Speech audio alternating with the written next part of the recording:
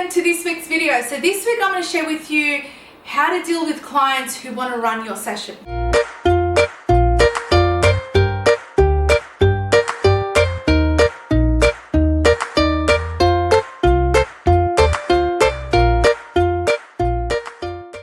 So number one is explain the session overview. So obviously I explain this in my contract, session information, session booklet and things like that. But when the client comes into my studio, I usually do a quick overview of how the session is going to run so they understand what's going to happen and what to expect. Because I really think that's important to actually show them and explain to them the overview so that way you are in control rather than them coming and deciding, to tell you to do this, to pick this, to use this and things like that.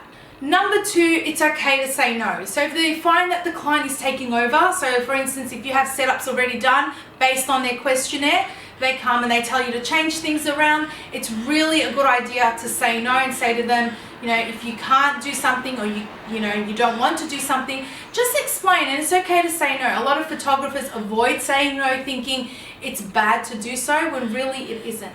Number three is stick to your contract. So make sure your contract covers everything. So I always change my contract around because things happen that I think, oh, I haven't put that in my contract to cover me next time. I go and I amend that contract. So make sure if you have these rules and conditions in your contract that you stick to them. And if the client is trying to take over or getting really aggressive or, one of those really hard clients, just always refer them back to the contract. So we have clients that don't pay on time.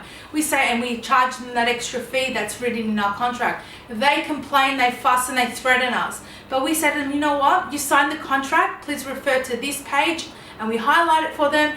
So that way they know we're not being too pushy, too aggressive towards them as well, and we're just abiding by our contract. So that's why it's really important to always go over your contract, amend it when things happen, so next time you're avoiding it altogether.